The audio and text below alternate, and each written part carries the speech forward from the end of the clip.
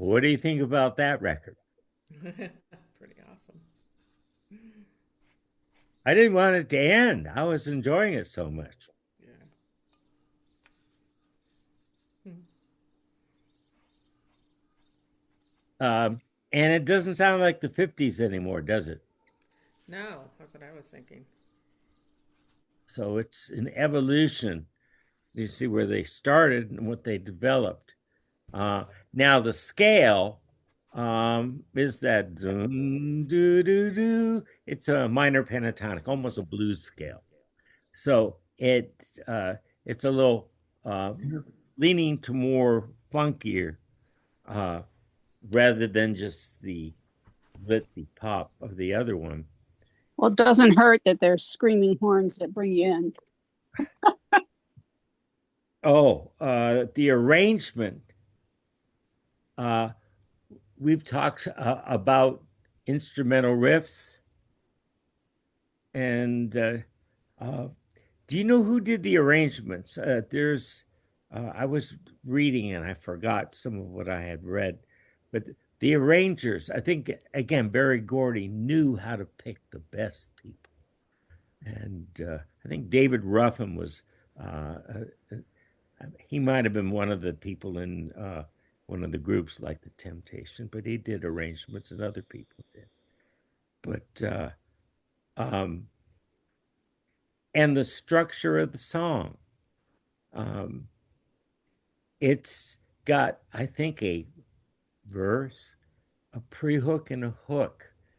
And that was not in the 50s at all. They didn't have pre-hooks in the 50s. Right. Well, Motown really introduced these three-part song structures. and Smokey actually not only wrote it, but produced it. Produced it, yes, absolutely.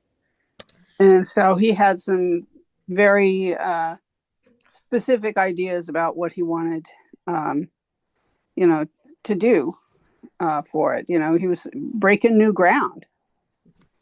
Well, that's why I picked him first to introduce Motown, because I think he's one of the creators of the Motown song, and that really moved things again from 50s to 60s.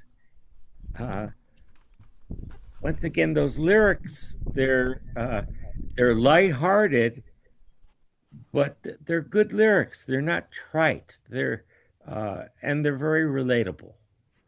Yeah. And it's a feel good. It's a feel good song. Um, I think a little later, Motown got more involved in the social commentary and dealing with, uh, and of course they did have some angst songs, loneliness. When we get to Marvin Gaye, uh, I think ain't that peculiar was Marvin Gaye. Actually, Smokey Robinson wrote "Ain't That Peculiar." Huh, I didn't know that. Peculiar for Marvin Gaye. And Okay, here's something I did not know about this song. yeah, please. It was designed as an answer to a dance craze called the duck. Huh. Um, Robinson produced it as an up-tempo dance number with prominent rhythm provided by Benny Benjamin. Okay. Yeah. So I'm not seeing. They always leave the arrangers out of it, but I'm thinking that very likely that Smokey said what he wanted out of the horns, basically, and they made it happen. Because I've worked in some in a lot of groups where um, the writer and producer cannot necessarily write down and or arrange it themselves, but they will say, I want the horns to do bop bop bop bop bop bop here, and then the more of a copyist at that point, um, and then may put in their suggestions, but I'm not seeing anything um, about who actually did um, the arrangement other than the note that Smokey produced it. I have a feeling from my experience with this type of music that this was not like in white pop music where you had everything written down with from a copyist Right. reading notebook. No, I think this is done by ear, by saying you do this, and it's more thrown together. More Muscle Shoals than Jerry Hay. Yeah. And also, they had the right studio musicians. I mean, every one of the most successful sounds. Look at the Nashville sounds. They have their studio musicians that can be dependent upon. Well, I'm sure they had uh, in Detroit. They had a whole stable of studio musicians to do the Motown stuff, Right. and they were used to working together as a unit. I mean, here in LA, didn't they have the Wrecking Crew? Then they do a lot of studio stuff. They worked for the Beach Boys, actually, among a lot of others. So there is this. So there's a Motown stamp put on that. But I picked that song because I just thought, uh, um, fee fi fo fum, do. That's a pre-hook. That's not part of the verse. It's not part of the story. It's something to zap you up into the chorus. It's one thing when I was working with Songwriters Showcase and Len Chandler and John Berhaney, they would always talk about uh, the structure of the song and how everything was done so that it was going to pay off at the chorus. Keep your attention and then pay off. Because which part of the song is for the performer and which part of the song is for the audience?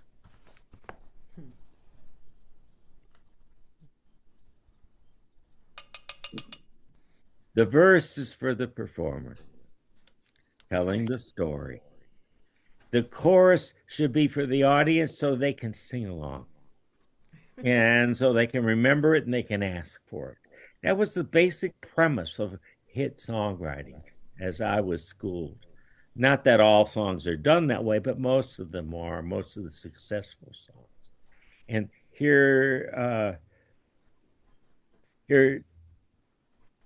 also, there are different type of hooks. Uh, and this is part of songcraft.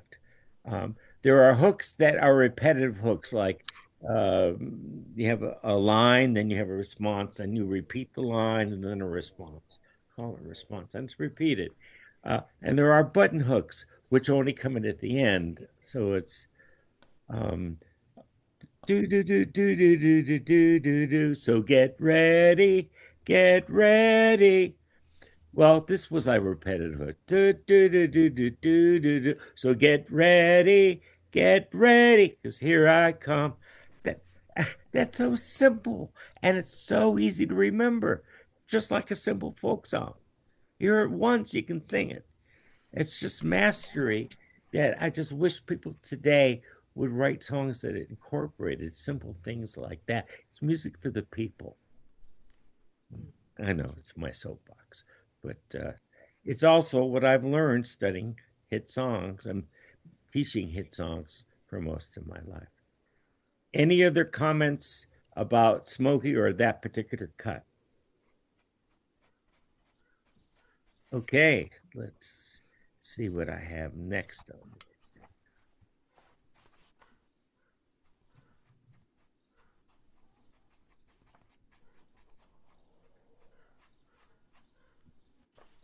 Okay, this is another one of his pop songs.